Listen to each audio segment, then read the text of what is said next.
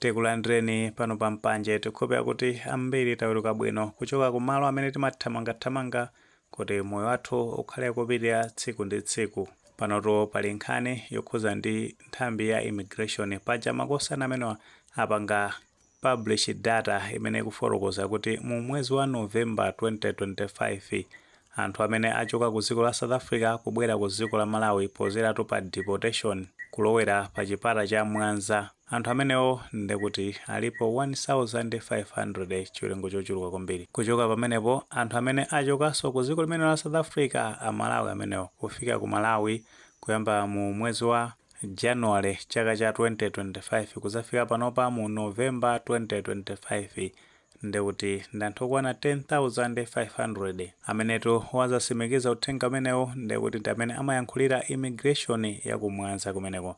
Amene watu ndi a Sofia Mwenda ndi anapitiriza kufotokozera kuti makosana amene achoka ku dziko limene la South Africa akafika pa border amapeza kuti ali stranded chifukwa choti amakhaso akusowa ma transport oti achokere pa Mwanza border apo nkumapita mmakwawo paja anthu amakhala kuchoka madera osiyanasiyana, ena kunzipa, ena Lilongwe, ena Kamangochi ndi madera ena ndi ena aku dziko limene la Malawi. Paja mabasi amenewa amapeza zoti akangofika pa border ndekuti akangokutsitsani makhazo oti zathira pomwepo alese ndigule kwawo. Komabe funso lomwe likumazabwera ndona kuti kodi chiwerengero cha anthu ochuluka chonchi akumapeza zoti akubwera pa deport mavuto ndi chani, chomwe chikumavuta ndi chani. Nkhani tu ndionena kuti kwa anthu amene tili kuno ku South Africa kumapeza zoti ena tinalowa komano tilibe zipangizo zotenereza kuti tikhale ku dziko limene la South Africa. Paja mbiri timapeza zoti kangopeza passport ndi transport then timapeza kuti tikubwera ku dziko lino la South Africa. Ndipo tengera kuti malamulo amapereka masiku 30 akangotha masiku amenewo ndekuti ukamakhala ngati sikubwereranso ukadindisa passport imeneyo ndekuti umakhala zonena kuti ukukhala iligale mosatsata malamulo titha kufotokoza motero. Paja kumeneko kumafunika kuti ukhale ndi visa kande kuti work permit ndi zina zotero. Kayayi utha kupeza asylum zitha kuthandizira kuti ukamakhala kumeneko ku dziko la South Africa uzitha kuyenda mwaufulu opanda kucheuka kwina kulikonse. Koma ambiri tikalowa ku dziko limene la South Africa timapeza zoti kotinso tikhale ndi nthawi yopangisa mapepala amenewa. Ena timapeza zoti mwina chifukwa cha mavuto azachuma, ena timachitira dala mapeto ake ndekuti ni mavuto okhaokha kumalimbana ndi apolisi a Home Affairs komanso gulu lija limene limadziwika kuti Dudula. Kupangira kwa anthu amene samatsata bwinobwino mawu amenewa a Dudula ndekuti ali muchizulu ndekuti no amazathandiza kuti kulimbana ndi anthu oti ali ku dziko limene la South Africa opanda ma documents owalola kuti agwire ntchito kapena kupezeka kumene ku South Africa. Komano chiwerengero cha anthu amene akugwidwa kwambiri makamaka mwezi umene wa November chakula kwambiri posatira kuti ambiri likuziwa kuti kunali G20 summit kumeneko ndezi kunena kuti Home Affairs komanso polisi ndikuti anapanga intensify program yogwira anthu oti alibe zilolezo zokhala ku dziko limene la South Africa. Komanso ena akuona kuti anapasidwa mphamvu kwambiri ndi zimene anayankhula mtsogoleri wa dziko masiku angapo apitawo ku parliament amene otu ndi Cyril Ramaphosa. Tateni tionerepo zimene anayankhula amenewa kumapita okatipireni nkhani. The Immigration Act prohibits anyone from employing illegal foreigners who are not documented. This is an offense that is punishable through imprisonment. Chabwino taona pamenepo zimene anayankhula mtsogoleri wa dziko limene la South Africa amene watu ndi Cyril Ramaphosa ndi zimene zikuona kuti zinapereka mphamvunso kwambiri kwa makosana amene agulu la Dudula. Paja amene amasogozedwa ndi Zandile ndi kagulu kake ndekuti akumasausa kwambiri m'makwalalamu. Komano ngakhale amavuta chonchi amene ambiri akuonera kuti magazi agulu limene la Dudula ndoti originality yawo ndi amaiko ena ngati amene tikuti Zandile amene amaona kuti originality yake ndi yaku Zimbabwe anasimikizanso yekha atayankhula zimene zitateni tingoona zimene anayankhula amene kumapita tipitizeni nkhani. Yes, my parents are from Zimbabwean, but I was born in South Africa, and that makes me a South African.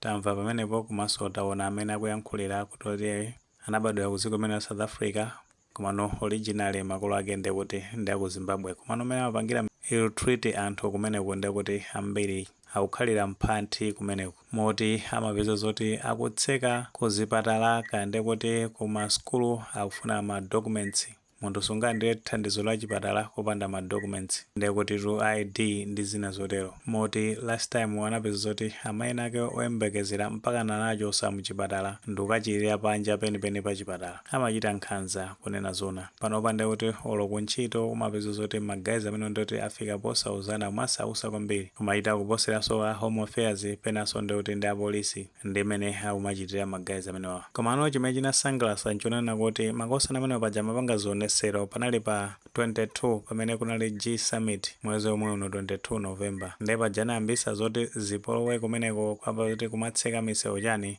apolisi anapeza zoti awagwira ena mwa members a gulu limene. My brother, how do you feel? Yeah. Hey.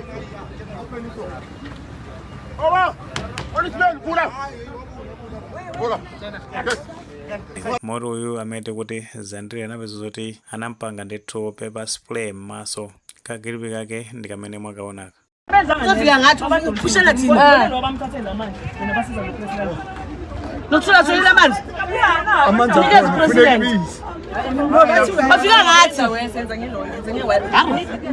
Taona pamenepo mmene zinakhalira nthawi imene toti magayi amene amapanga ma demonstrations akuti zolinga zawo akakamiza adindo kunena kuti asapezeke ku dziko limeneli anthu onena kuti alibe ma documents. Komano magayi amene anazagwidwa pa nthawi imene ndekuti anapeza zoti anakanizanso belo padakale panopo. Moti zikuoneka kuti ma foreigners ambiri ku dziko limene South Africa akondwera ndi nkhani imeneyi chifukwa zimene amapanga ndi ntchito yoti azigwira home affairs kapena apolisi. Komano amapeza zoti akugwira ntchito imene moposeranso muyezo kuzunza kwambiri anthu obwera ndikuti uli kuntchito kupeza kuti akududuluza kumeneko ndi zina zotero. Moti mmodzi mwa makomanda amagazi amene mwina make ena munapanga notice ena mwina sinatsate bwinobwino uja amadziwika ndi zina loti Peter Dimba nayenso zina lakenso likuoneka kuti kandi wa ku Malawi kandi wa ku Zimbabwe ena kumati ndi wa ku Zimbabwe ena kumati ndi wa ku Malawi amene anamugwiranso naye pa 26 November 2025 ndi nayenso atapita naye ku chitokosi kukapanga scan ma documents ake akuoneka kuti nayenso ali ndi ma issues iso. So bungwe limene la Dudula likuoneka kuti limasogozedwa kwambiri ndi ma foreigners iso kumazuza ma foreigners anzawo. Komano Thabo Mbeki amene ndi mtsogoleri wakale wa dziko limene la South Africa anayankhula zozuzula zimene zitali ndingona zimene anayankhula kumatokeso tipireni nkhani. And you can't change it. It's right through the continent. South Africa belongs to all of us. There is no way we as South Africans are going to stop Africans coming to South Africa. No way.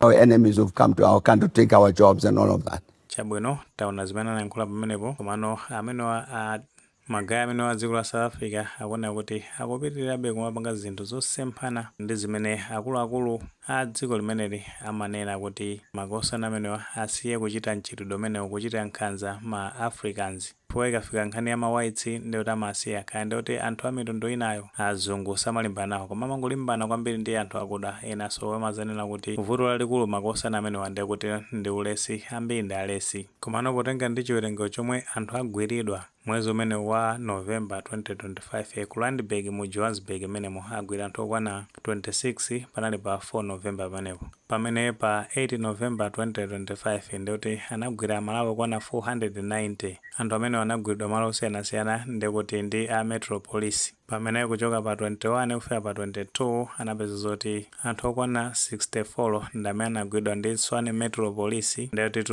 anthu amenewa amachoka madera ngati Centurion ndi Mamelodi ndimwe kunagwidwa anthu amenewa. Pamene pa 18 November 2025 ndikuti kunagwidwa anthu okwana 600 anthu amene ndoti anagwidwa ndi home affairs. Komabe funso lomwe limapatsa bweyaso ndonena kuti kodi malamulo onse a dziko lapansi malamulo okhuzana ndi za immigration a dziko lapansi amakamba zoti chani pa nkhani ngati zimenezi. Funso limene likubwera posatira kuti magazi a Dudula amanena zonena kuti anthu amene apita kumeneko ndikuti ni ma criminals amene alibe ma documents amanena zoti ni ma criminals. Malamulo amenewa amanena zonena kuti munthu amene wapita ku dziko lina ngakhale atakhala zonena kuti alibe ma papers sakuyeneka kupangidwa criminalized ngakhale munthu amene atakhala zoti alibe mapepala kapena kumunena munthu ameneyo kuti ndi illegal immigrants zimene zosaloledwa potenga ndi malamulo amenewo amene anakhazikitsidwa mu chaka cha 1951 ndipo amapitiriza kufotokoza kuti anthu ali ndi ufulu oyenda kupita ndithu maiko osiyanasiyana ndi munthu ameneyo ngati wapita maiko ena ngati alibe ma documents amene wasizimathandiza zoti waphwanya lamulo. maiko ambiri pa dziko lapansi anasainira lamulo limene kuphatikizaponso dziko limene la South Africa kandi kuti America kandi kuti Britain ndi maiko ambiri anasainira lamulo limene. Ndeno potenga ndi convention status of refugee kaya munthu wina aliyense amene wachoka ku dziko la kwawo posatira kuti munthu amene akuchitidwa nkhanza kaya kumva ululu mwa njira ina yake kandi kuti kwawo kuli nkhondo ndi zina zotero akapita ku dziko lina, munthu ameneyoyo ku dziko limene wapitako